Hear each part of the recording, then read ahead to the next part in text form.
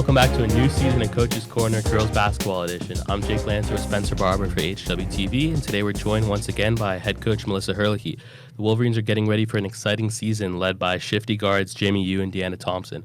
Coach, thank you for joining us once again. Last season was so much fun with you, and you're honestly one of my favorite coaches to interview because you're just such a nice person and thanks. so honest with us about all your answers.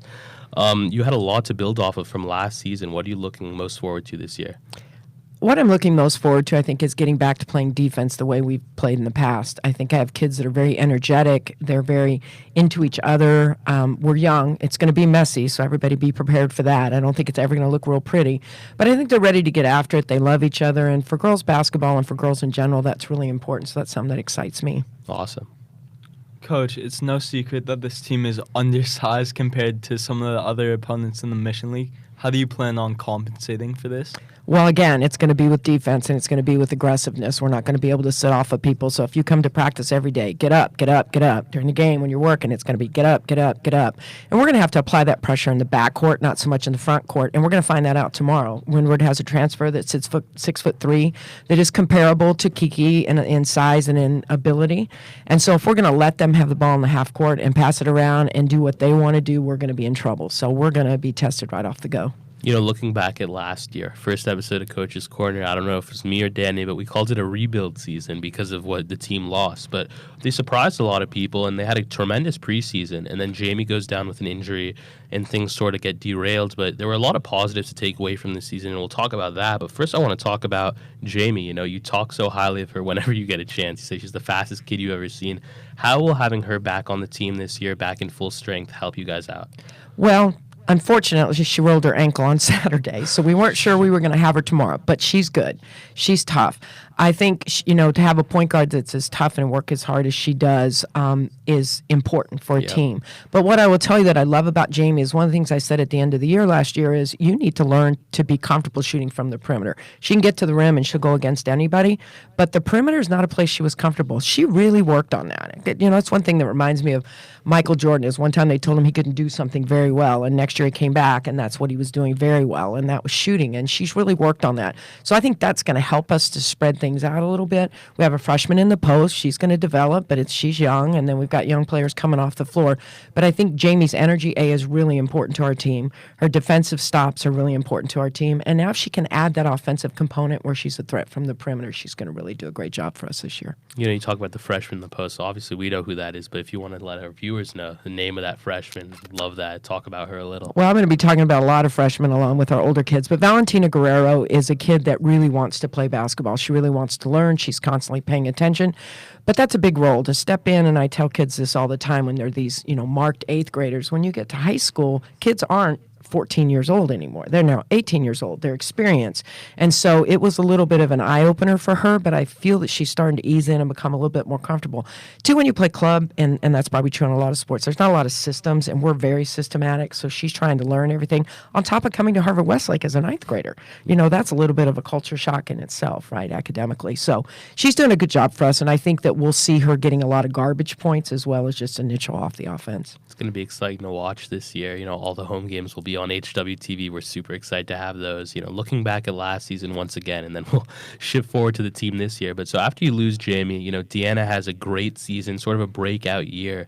Now you have both of them in the backcourt. How are you planning on utilizing them together?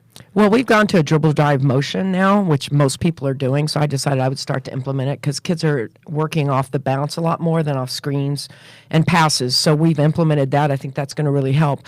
I have to say, and I've said this to my team and to anybody I speak to, my kids worked really hard in the weight room. Kyle Casey did a great job with my team. I mean, I've got Bella back squatting 250. I've got Deanna deadlifting 300. I mean, they really worked hard. So now they've got to get comfortable because what that does for us is allow us to take contact and not be afraid of that contact. And so through our scrimmaging in the fall, that's one of the things that I tried to encourage them is make that contact, because a lot of times when you hit people, it's not comfortable, right? And it's not something they want to engage in. So if we make that our first push, then we become that physical team, and then that gives us a little bit of advantage. So for Deanna, she now gets to the rim. Last year, she was a defensive player coming in as a freshman, and when Jamie went down, she had to be more offensive. So she found a side of her she really likes. So going to the rim is something she does really well. So, that's encouraging. And Jamie being an outside shooter now where we can penetrate and kick. And then we have Jordan I'm sorry, Jordan Call. I was about to say Jordan Canada because I had a conversation this morning about Jordan Canada. Jordan Call is a great shooter. I mean, Yep. she's one of the best shooters we've had here in my program. So we're really looking to put her on the perimeter, and she does a good job for us. So I think the fact that we've gone to this dribble drive motion is going to make her a much better player for us too. Awesome. Coach, you lost two big veteran leaders last year in Vida Safari and Amelia Sharf. How has Jordan Call, the only senior on the team, stepped up into a role model position? Well, I think what I love about her, she wants to be a leader and she wants to get better as a leader. And so she's really talked about that in our retreat and everything that we do. She's trying to be the best leader she can be. If you know her personally, she's a kid you want to see every day. She's smiling, she's happy. No matter how bad her day is, she's always great. And so that brings good energy to our team. So that's going to help us in one respect. And the other, it's going to give her a chance to grow. And you always want kids to get better too, and not just rely on them to make your team better, but for them to grow in the process. Coach, how are you preparing for this upcoming tournament this week? To grow, and we're going to grow all through the year, because obviously preseason is about getting to league, and you guys probably know our league's the best in California. I mean, it's just really tough. You can take Sierra Canyon out, and we still have Chaminade, we have Marlboro, we have Alamany, who's back in our league now, and they're very good. So, you got to be in the top 3 to make the playoffs, so that's our goal. And to win every game is going to be really important, because if we're not the top 3, then to get to playoffs, you have to be 500. And so every game is going to be important. We can't look past anybody. So getting ready for this tournament, and, I designed the tournament, and I wanted the best teams we could see, and everybody knows that about me. I'm not going to shy away from competition, because you got to find out who you are, and we're definitely going to find out who we are this week. Yeah, you've been here at HW for a long time, coached a wide variety of teams, skill-wise, talent-wise, size-wise.